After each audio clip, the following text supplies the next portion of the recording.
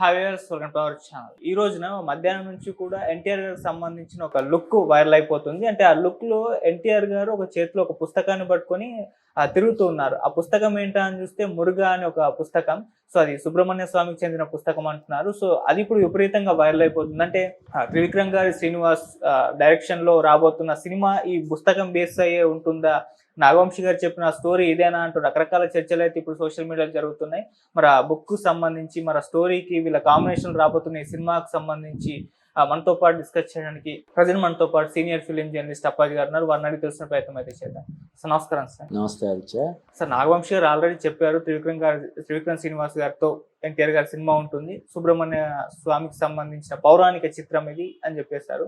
So ఇప్పుడు book కూడా పట్టుకొని తిరుగుతున్నారు. సో ఆయన హింట్ ఇచ్చేసరికి ఎన్టీఆర్ గారు కూడా అని చెప్పేశారు. బుక్ మీదనే బేస్ అయి ఉంటుందా సినిమా? మరి సినిమాకి సంబంధించి మీరేం చెప్తారు సార్? అంటే మనం మ్యాడ్ సినిమా సక్సెస్ మీట్ లో ఎన్టీఆర్ స్వయంగా ప్రకటించడం మనం చూసాం. వంశీ ప్రొడ్యూసర్ గా నేను సినిమా, నాగవంశీ ప్రొడ్యూసర్ గా ఒక సినిమా చేస్తానని చెప్పి ఆయన పబ్లిక్ స్టేట్మెంట్ ఇచ్చాడు. ఓకే కదా, అది కూడా ఏంటి, నాకు వేరే బ్యానర్ ఈయన సమర్పణ కాదు, నువ్వే ప్రొడ్యూసర్గా ఉండాలి, సూర్యదేవర నాగవంశీనే సినిమాకి ప్రొడ్యూసర్గా ఉండాలి అంటే ఇండైరెక్ట్గా హాసిని హారిక దాంట్లో కాకుండా సితారలోనే సినిమా చేయాలని ఆయన చెప్పాడు. అంటే ఎన్టీఆర్కి సూర్యదేవర నాగవంశీ మీద చాలా మంచి ఇంప్రెషన్ ఉంది. అంటే ఇప్పుడు అసలు సక్సెస్ రేట్ కూడా, సితార సక్సెస్ రేట్ చూస్తే వరుసగా, అంటే మధ్యలో 1-2 సినిమాలు కొంచెం ఆశించిన స్థాయిలో విజయం సాధించకపోయినా కూడా ఓవరాల్గా చాలా మంచి సక్సెస్ రేట్ ఉన్నటువంటి బ్యానర్ సితార. దాని వెనకాల ఉన్నది నాగవంశీ. కాబట్టి నాగవంశీతో సినిమా చేయాలన్న ఆసక్తి ఎన్టీఆర్కి ఉంది. ఇంకా ఎన్టీఆర్ లాంటి పెద్ద స్టార్, సూపర్ స్టార్ డేట్లు ఇస్తామంటే ఎవరైనా సరే దాన్ని వెంటనే దాన్ని యూటిలైజ్ చేసుకుంటారు కదా.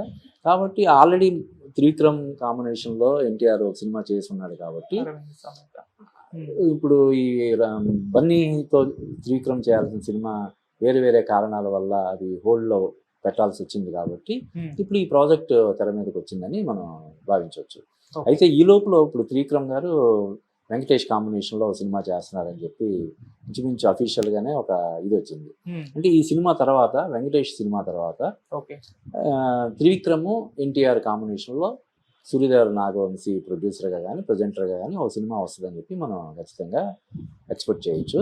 దానికి తోడు ఇప్పుడు నువ్వు చెప్పినటువంటి ఏదైతే ఉందో ఎన్టీఆర్ మురుగా, దానికి సంబంధించి ఆయన కూడా స్టడీ చేస్తుండొచ్చు. ఎందుకంటే ఒక పాత్రని ఇది చేయాలంటే, పూర్తి న్యాయం చేయాలంటే ఎన్టీఆర్ చాలా హోంవర్క్ చేస్తాడు. అంటే బేసిక్గా అతను ఎంత బోర్న్ ఆర్టిస్ట్ అయినప్పటికి కూడా హోంవర్క్ అనేది కంపల్సరీ ఉండాలి కదా. అంటే ఈ సినిమా సెట్స్కి వెళ్ళడానికి ఇంకో సంవత్సరం పట్టొచ్చు. ఇప్పుడు ఎందుకంటే ప్రశాంత్ నీల్ సినిమా అవ్వాలి, వార్ 2 అయిపోయి ఉంటుంది, ఒక సాంగ్ తప్ప అంత అయిపోయింది అంటున్నారు. రేపు ఆగస్టు 14న వార్ 2 వచ్చేస్తుంది. తర్వాత ప్రశాంత్ ఎన్టీఆర్ సినిమా రావాలి. అది వచ్చిన తర్వాత త్రివిక్రమ్ ఎన్టీఆర్ సినిమా పట్టాలెక్కే అవకాశం ఉంది. దానికోసం ఆయన ఇప్పుడే హోంవర్క్ స్టార్ట్ చేసినట్టుగా ఇప్పుడు నువ్వు చెప్తున్న దాన్ని బట్టి మనకి అనిపిస్తుంది అనమాట. సార్, ఎన్టీఆర్ గారు ఒక అద్భుతమైన నటులు, అది ప్రత్యేకంగా చెప్పాల్సిన పని లేదు. ఆయన పౌరాణిక పాత్ర ఫస్ట్ టైం చేయబోతున్నారు. ఆయన చేయాలని చెప్పేసి ఎంతో మంది కోరుకున్నారు. అంటే యమదొంగలో ఆ స్టైల్, ఆ డైలాగ్ డెలివరీ ప్రత్యేకంగా అందరూ కూడా చూస్తారు. పర్ఫెక్ట్ ఒక పౌరాణిక సినిమా పడితే బాగుంటుందని చెప్పేసి అభిమానులు చాలా మంది కోరుకున్నారు. మరి ఇప్పుడు సో ఆకలి తీరినట్టు అనుకోవచ్చా ఈ సినిమాతో? డెఫినెట్గా. అంటే ఇంకొకటి ఏంటంటే, మైథాలజీ అనేది ఒక యూనివర్సల్ ఇది, నాట్ ఓన్లీ మన పాన్ ఇండియా, మొత్తం పాన్ వరల్డ్ లాగా తీయడానికి అవకాశం ఉన్నటువంటి సబ్జెక్ట్. కాబట్టి ఇప్పుడు అటువంటి సబ్జెక్ట్స్కి ఇప్పుడు మన రామాయణం తీస్తున్నారు, అలాగే మహాభారతం తీయాలని చెప్పి మన రాజమౌళి కానీ చాలామంది ఎన్నో సంవత్సరాలుగా ప్రయత్నాలు చేస్తున్నారు. ఎందుకంటే దానికి ఉన్నటువంటి అప్పీల్. ఈవెన్ మనం హాలీవుడ్లో తీసినటువంటి అవతార్ కానీ ఇటువంటి సినిమాలు మన ఈ పురాణాలు, ఇతిహాసాలు బేస్ చేసుకొని చేస్తున్నారు. అటువంటిది హాలీవుడ్ డైరెక్టర్సే మన పురాణాలు, ఇతిహాసాలను బేస్ చేసుకుని సినిమాలు తీస్తున్నప్పుడు మన దర్శకులు వాటిని అందిపుచ్చుకోవడంలో ఇదేం లేదు కదా, ఆశ్చర్యం లేదు కదా. ఆ విధంగా త్రివిక్రమ్ కూడా ఒక పాన్ వరల్డ్ అప్పీల్ కలిగినటువంటి సబ్జెక్ట్ తోటి ఎన్టీఆర్తో సినిమా చేయాలనే ఇందులో భాగంగా ఈ ప్రాజెక్ట్ని పట్టాలెక్కించడం కోసం ప్రయత్నం చేస్తున్నారని మనం అనుకోవచ్చు. అంటే సార్ పౌరాణిక సినిమాలు మన దగ్గర అంటే ఒకప్పుడు విరివిగా వచ్చేసి ఇప్పుడు తగ్గిపోవడం చూస్తున్నాం. ఎక్కువగా సాంఘిక చిత్రాలు, మాస్ అవన్నీ జోనల్ అన్ని కూడా మారిపోయాయి. ఇప్పుడు చాలా కాలం తర్వాత పౌరాణిక చిత్రం రావడం, ఇది కూడా నాగవంశి గారే అన్నారు. సో ఎందుకు మానేస్తారు పౌరాణికలు తీయడం తెలియదు, కానీ ఇది మాత్రం లార్జ్ స్కేల్ లో ఇప్పుడున్న టెక్నాలజీ ఇదంతా కూడా యూజ్ చేసి తీయబోతున్నాం అని చెప్తున్నారు. మరి పౌరాణిక చిత్రం చాలా రోజులకు రావడం ఏ విధంగా చూడొచ్చు? అంటే పౌరాణికం సినిమా చేయాలంటే ఆర్టిస్టులు అందరూ కూడా ఆయా పాత్రలకు తగినట్టుగా ఉండాలి. అంటే ఆ డైలాగ్ డెలివరీ కానీ, ఆ డెడికేషన్ కానీ, ఇవన్నీ కూడా ఎంతో పర్ఫెక్ట్గా ఉంటే తప్ప అవి చేయలేరు. అది ఆషామాషి వ్యవహారం కాదు. దానికి సంబంధించి ఒక్క హీరో హీరోయిన్లు మాత్రమే కాదు, సపోర్టింగ్ క్యారెక్టర్స్ చేసే వాళ్ళందరూ కూడా ఆ క్యారెక్టర్కి తగినట్టుగా ఉండాలి. అంత టైం కేటాయించాలి కదా. ఇప్పుడు ఒక సినిమా అంటే ఇప్పుడున్న పరిస్థితుల్లో పాన్ ఇండియా సినిమాలు మినిమం 1 year 2 years అలా పడుతున్నాయి కదా. మరి అంత సమయం కేటాయించే ఇది లేదు కదా. ఇప్పుడు రణబీర్ కపూర్ యానిమల్ సినిమా తర్వాత రామాయణ సినిమా చేస్తున్నాడు. యానిమల్ సినిమా రిలీజ్ అయ్యి ఆల్రెడీ 1 year దాటిపోతున్నట్టు, దాటిపోయింది కదా. అయినా ఇప్పుడు ఇది నెక్స్ట్ ఇయర్ అంటున్నారు రామాయణం.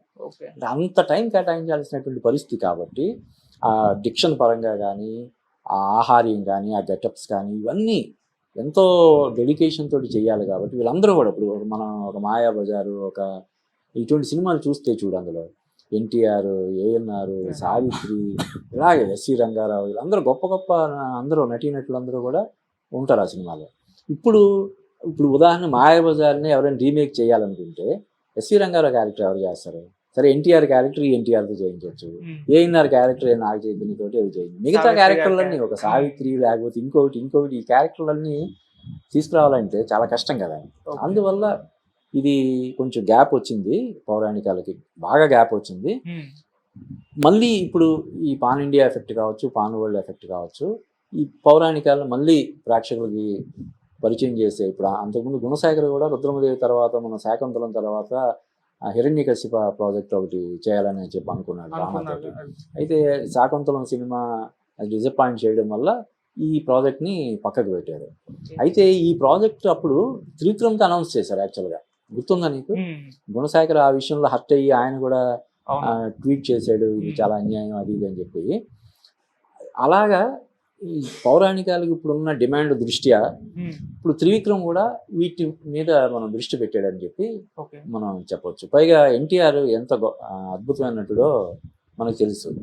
రాముడిగా కానీ, కృష్ణుడిగా కానీ, అర్జునుడిగా కానీ, ఇలాగ ఏ పాత్రలో అయినా అలవోకగా ఒదిగిపోగలిగే ఒక ఇది ఆయనకు ఉంది. కాబట్టి ఆయనతో ఖచ్చితంగా పౌరాణికాలు చేస్తే డెఫినెట్గా అవి పాన్ వరల్డ్ రీచ్ ఉంటుందని చెప్పి మనం చెప్పొచ్చు. చివరిగా సార్, ఇప్పుడు ఎన్టీఆర్ గారి లైన్అప్ చూసుకుంటే వార్ 2 అయిపోయినట్టు అనుకోవచ్చు.